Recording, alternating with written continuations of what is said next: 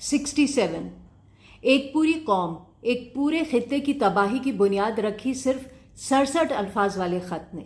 یہ وہ خط تھا جو 2 نومبر 1917 کو اس وقت کے برطانوی وزیر خارجہ آرتھر جیمز بیلفور نے برطانوی جوئش کمیونٹی کے سربراہ لارڈ والٹر روتھ چائلڈ کو لکھا اور اسے یقین دلایا کہ برطانوی حکومت فلسطین کی سرزمین پر ایک یہودی ریاست قائم کرنے میں زائنسٹ یہودیوں کی بھرپور مدد کرے گی۔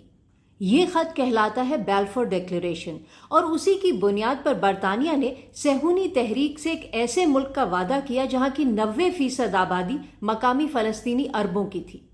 پہلی عالمی جنگ اور سلطنت عثمانیہ کی ٹوٹ پھوٹ کے نتیجے میں فلسطینی سرزمین 1917 میں برطانیہ کے قبضے میں چلی گئی۔ اقوام متحدہ سے پہلے جو عالمی تنظیم تھی لیگ آف نیشنز، اس نے جیسے ہی 1922 میں فلسطین پر برطانوی قبضے کو منظور کیا تو برٹش حکومت کی مدد سے دنیا بھر کے یہودیوں، بالخصوص زائنسٹ یہودیوں نے فلسطینی علاقوں میں آنا شروع کر دیا، اور وہ سلسلہ آج تک جاری ہے۔ اس ٹائم پر برطانیہ نے فلسطینی زمینوں پر قبضہ کر کے یہودیوں کو دینا شروع کر دیا۔ برطانیہ نے ان یہودی قابضوں کے ساتھ مل کر کئی مسلح گروپس بنائے۔ ان جتھوں نے رات کی تاریکی میں فلسطینی گھروں پر چھاپا مار حملے کیے، گھروں کو گرایا اور فلسطینیوں کی نسل کشی کی۔ جیسے ہی ابھی 7 اکتوبر کو اسرائیل فلسطین جنگ دوبارہ چھڑی تو کئی لوگوں نے کہنا شروع کر دیا کہ بھائی جب فلسطینیوں کے آباء و اجداد خود اپنی زمینیں بیچ کر گئے تو اب وہ کیوں اس پر لڑ رہے۔ بڑا ہی افسوس ہوا کہ لوگوں کو اپنی تاریخ ہی نہیں پتا، الٹا اس تاریخ کا فالس یا فیک ورژن ماننا شروع کر دیا ہے۔ انٹرنیٹ اور سمارٹ فونز کے اس دور میں لا علمی کا کوئی جواز نہیں ہے۔ فلسطینیوں کے آباء و اجداد نے اپنی زمینیں کسی کو نہیں بیچی، وہ زمینیں ان سے زبردستی چھینی گئی تھیں۔ صہیونی حملوں کی وجہ سے 1947 تک فلسطینی علاقوں میں یہودی آبادی بڑھ کر 33% ہو گئی تھی، لیکن ان کے پاس صرف 6% زمین کی ملکیت تھی۔ پھر ہوا 1948 میں النکبہ، عربی میں اس کے معنی ہے سانحہ۔ فلسطینیوں کی ملک بدری اور نسل کشی کو النکبہ کہا جاتا ہے۔ اس میں نیم فوجی مسلح زائنسٹ گروپوں نے فلسطینیوں کے 500 سے زیادہ شہر اور دیہات تباہ کیے، نسل کشی کے 70 واقعات میں 15,000 سے زیادہ فلسطینی ہلاک کیے، 7.5 لاکھ فلسطینیوں کو ان کے گھروں سے بے گھر کیا اور فلسطین کی 78% زمین پر قبضہ کر لیا۔ بقیہ 22% زمین وہ ہے جو اب مغربی کنارے اور غزہ پٹی میں تقسیم ہے۔ اسی نکبہ کے نتیجے میں یہودیوں نے 15 مئی 1948 کو اسرائیل کے قیام کا اعلان کیا۔ میری بات کا یقین نہیں آتا تو 2021 میں اردن نے ایک فلم بنائی تھی فرحہ، وہ دیکھیں۔ وہ ایک ایسی لڑکی کی سچی کہانی پر مبنی ہے جس نے اپنی آنکھوں سے نکبہ کے دوران صہیونی مظالم دیکھے۔